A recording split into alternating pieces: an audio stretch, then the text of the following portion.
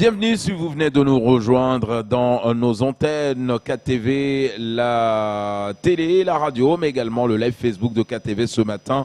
Il n'a pas pu venir directement en personne sur ce plateau, mais nous l'avons au téléphone, c'est Djouma Djoumoy. Djouma, bonjour et bienvenue.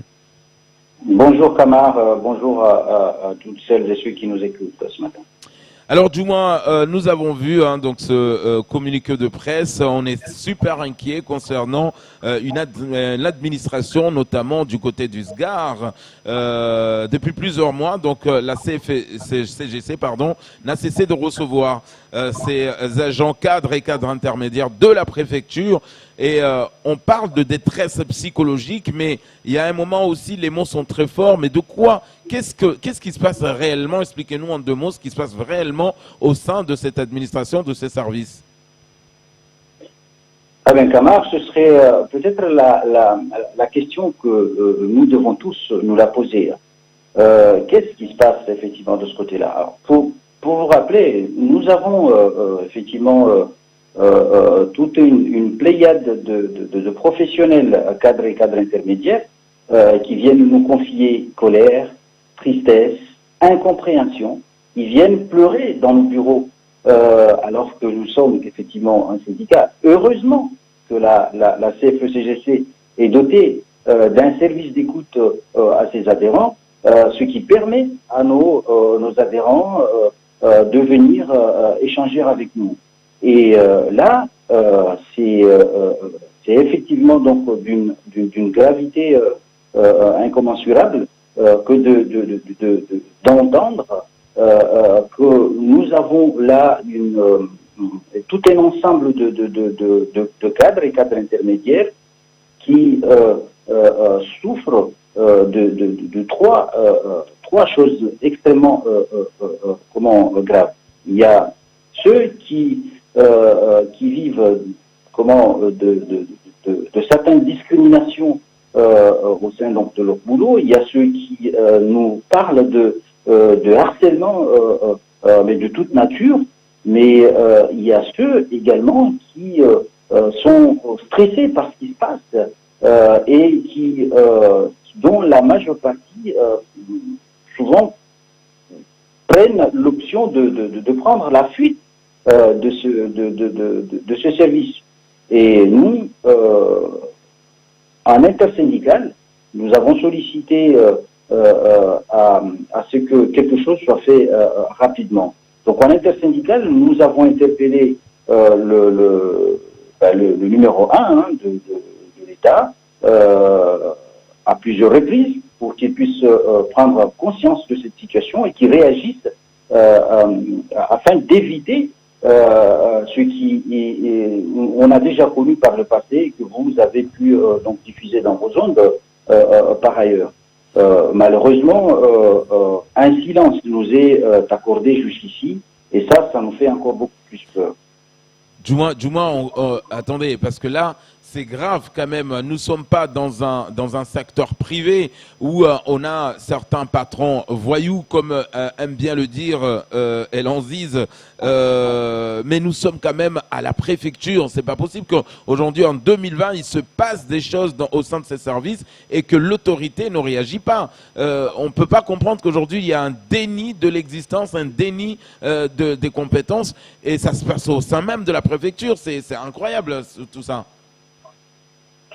Vous savez, vous entendre dire cela, le constater avec nous, encore ça va, mais le plus grave est à venir, Kamar, parce que et là encore une fois, nous ne sommes pas en intersyndical, nous ne sommes pas en train d'indexer un tel ou un tel, mais c'est une réalité. Et cette réalité-là, nous devons tous de la regarder en face et de solutionner. Parce que si nous ne solutionnons pas cela, ça veut dire quoi tout simplement? Quand on se retrouve dans des situations d'organisation de travail complètement délétères, dans une administration qui a comme devoir d'offrir un service public de qualité à toute une population qui qui attend beaucoup aujourd'hui, surtout en cette période-ci. Eh ben, si rien n'est fait, Kama, alors il y a deux cas de figure qui se pointent devant nous. Ou bien, et là je parle bien évidemment donc de ces professionnels qui sont là face donc à cette mission impossible au sein donc des services, eh ben, deux cas de figure. Ou bien c'est une pluie de procédures dont certains disent que ce seraient des procédures pénales qui seraient lancées individuellement par chacun et chacune donc de ces agents qui souffrent au sein donc de services. Et là, ni les organisations syndicales que nous sommes, ni les concernés ou l'employeur, n'y pourront malheureusement faire quelque chose. On n'y pourra rien. L'autre cas de figure, ce serait quoi? C'est de se dire, ben écoutez, face à une situation complètement dangereuse, eh ben, il y a ce qu'on appelle effectivement donc un droit de retrait qui est individuel, mais qui peut aussi être pris collectivement. Parce que ce qui va se passer, c'est quoi? C'est que tout simplement, ils vont, à un moment donné, l'agent, le professionnel va refuser d'exercer l'activité pour préserver sa santé. Et dans ce cas de figure-là, il fera recours tout simplement donc à ces droits, ce fameux droit de retrait. Dans un cas ou dans un autre, camarade, qui c'est qui va souffrir in fine dans tout ça? Eh ben, c'est ce citoyen, c'est ces usagers, ce sont cette population qui attend un service et que ce service-là ne sera pas rendu. Eh ben, c'est la panne absolue. Et je vous laisse imaginer effectivement donc la conséquence de tout ça. C'est vrai que dans votre communiqué, les mots sont forts, vous alertez pour un séisme et vous parlez quasiment d'un apartheid au sein du SGAR. Apartheid, le mot est fort. Est-ce qu'il n'est pas trop fort? Nous nous trouvons face à des dysfonctionnements. Et ces dysfonctionnements-là doivent trouver des solutions. Et je ne suis pas là en train de dire que les organisations syndicales avons la solution seules. Non, non. Il est extrêmement important de pouvoir poser cette réalité-là en face, se dire, ben écoutez, là, quand on a tout un ensemble de professionnels que nous avons réussi, donc, après les avoir entendus, on a vu émerger trois situations. Il y a ceux qui sont harcelés, il y a ceux qui sont stressés, il y a ceux qui sont agressés. Maintenant, allons ensemble à l'intérieur.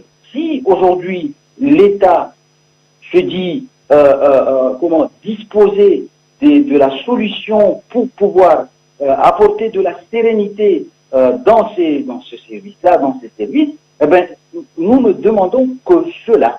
Mais au jour d'aujourd'hui, on ne peut pas se satisfaire du service qui est rendu. On ne peut pas laisser toute une pléiade d'agents qui ne demandent que à exercer, qui ne demandent que à disposer d'un cadre qui leur permet de pouvoir offrir ce dont ils ont appris de par dans leur métier, à offrir ça à la population de Mayotte. Mais ce n'est pas le cas là aujourd'hui.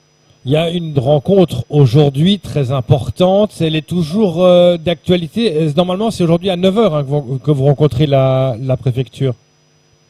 J'ai pas entendu là, excusez-moi. Normalement, c'est aujourd'hui à 9h que vous rencontrez la préfecture. Oui, effectivement, nous avons réussi enfin à avoir un premier rendez-vous qui a été repoussé et qui maintenant va avoir lieu dans quelques heures. Et donc nous irons à cette rencontre l'intention tout simplement de tenter de rétablir un dialogue social afin de maintenir ce service public de qualité, afin d'apporter cette écoute, cet échange qui doit exister, parce que là, encore une fois, la société mahoraise, les porteurs de projets qui attendent fort de ce poumon économique du territoire, eh bien, qu'ils puissent se dire, OK, nous avons en face de nous une administration qui est bien en place, qui est bien structurée, capable d'apporter les réponses qu'attendent l'ensemble des acteurs de ce territoire. Et si ce matin, vous n'avez pas les bonnes réponses, qu'est-ce qui va se passer?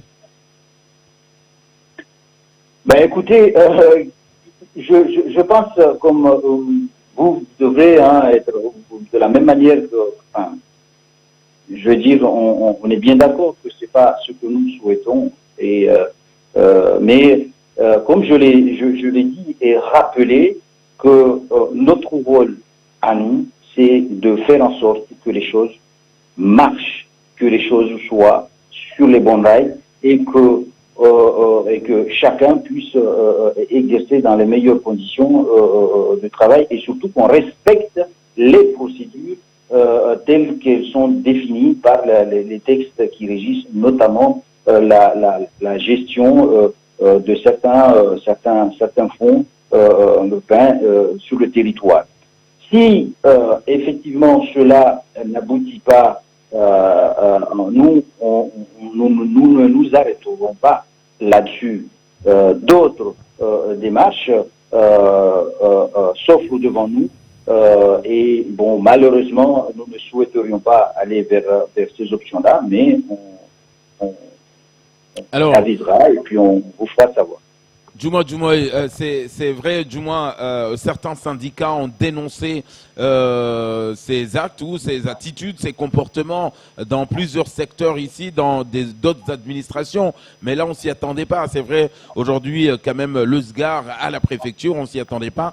Là, a priori, on a entendu donc que le préfet ne serait pas sur le territoire avant. Non, parce qu'il est à Paris. Il est à Paris, donc accompagné du recteur. Donc là, vous allez rencontrer forcément un autre représentant. Mais personnellement, vous aujourd'hui, ce combat que vous allez mener, est-ce que vous voulez le gagner en exemple pour les autres administrations où certains, même jeunes cadres mahorais, aujourd'hui se retrouvent un peu exclus? Alors, bon, d'abord, nous allons rencontrer nous avons demandé à rencontrer le numéro 1 donc de l'État à Mayotte. Si ce dernier fait le choix de déléguer ces responsabilités-là à d'autres, il a tout à fait le droit, et que chacun, effectivement, donc assumera derrière. Il faut qu'on assume. Deuxième chose, quelque chose qui est quand même extrêmement important, Kamar, à souligner, c'est que notre rôle à nous dans ce dossier, c'est de permettre à toute la population, parce que là, il ne s'agit pas des organisations syndicales uniquement. Nous avons lancé cette alerte, mais c'est à nous tous, population de Mayotte, c'est à l'ensemble des professionnels qui exercent ici et là, et vous l'avez bien dit, donc qui rencontreront des situations uesques, des situations qui méritent d'être dénoncées, posées sur la table, améliorées, de façon à ce que la société mahoraise ne souffre pas des silences de certains, la société mahoraise ne souffre pas d'un certain laxisme qu'on peut constater ici et là. Jusqu'ici, parce que comme vous parlez bien évidemment là donc d'autres administrations, c'est impactant. C'est impactant quand on voit des situations comme cela. Les cadres et cadres intermédiaires de ce territoire qui rencontrent des difficultés énormes pour pouvoir exercer les missions qu'on leur propose. Là, on parle aujourd'hui de l'État, mais il ne faut pas perdre de vue que là, avec notamment les élections qui viennent de se dérouler dans les communes, eh bien, il y a des séismes qui vont sûrement frapper dans les différentes administrations des collectivités. Eh bien, nous, collectivement, en intersyndical, nous avons également donc ouvert notre service d'écoute. Nous avons un regard sur tout ce qui se passe dans ça, de manière à ce qu'on puisse, on ne puisse pas se servir des agents, des professionnels comme variable d'ajustement dans l'exercice, dans le déploiement des politiques ici à Mayotte, qui la plupart du temps ne répondent pas aux attentes de la population qui les ont élus. Alors, pour finir, Djouma, depuis 2014 que nous sommes dotés d'un service de fonds européens, certains Mahorais n'osent même pas rêver pour aller entamer une démarche pour pouvoir obtenir ces fonds européens. Là encore, dans votre communiqué, vous parlez que depuis, en tout cas en 2014, qu'il y a ce service des fonds européens, il y a un problème dans ce service. Est-ce que vous pouvez nous dire pourquoi vous avez mis aussi un peu l'accent dessus par rapport à ces fonds européens? Il est sorti des échanges que nous avons effectués, des enquêtes, des analyses que nous avons aussi menées au travers notamment donc de certaines structures. Et là, je prends exemple donc du CAPAM que vous avez sûrement donc entendu parler donc des difficultés de pouvoir relancer ces structures-là. Eh ben, nos cadres et cadres intermédiaires qui on travaillait là-dessus de façon bien évidemment syndicale. Nous ont permis donc d'avoir une vue qui mérite d'être exposée et partagée. Nous nous sommes rendus compte qu'en fin de compte, oui, les moyens qui sont souvent octroyés à des structures qui en sont le plus, qui en ont le plus besoin, eh ben, ces moyens-là n'y arrivent pas.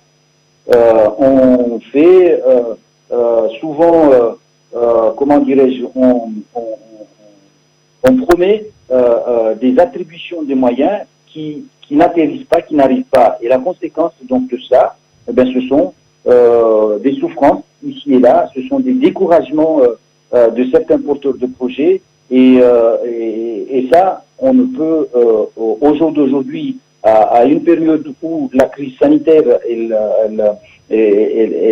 peine à partir, elle prend toujours donc la vitesse, à une période où nous avons deux autres crises importantes donc qui se profilent, eh ben, nous ne pouvons pas rester sous silence.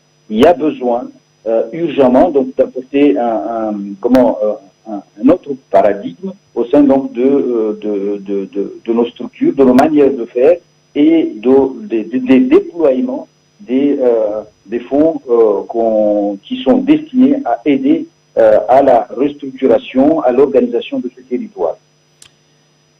Djouma, merci en tout cas d'avoir été avec nous ce matin pour nous éclairer un peu ce qui se passe dans ce service du SGAR. Nous attendons la fin de cette réunion pour savoir si réellement des solutions seront trouvées dans les prochains jours et les actions que vous allez mener au sein de la CFE-CGC. Merci beaucoup Djouma d'avoir été avec nous ce matin. C'est moi qui vous remercie. Au revoir. Voilà, ça sera tout pour ce second temps de parole.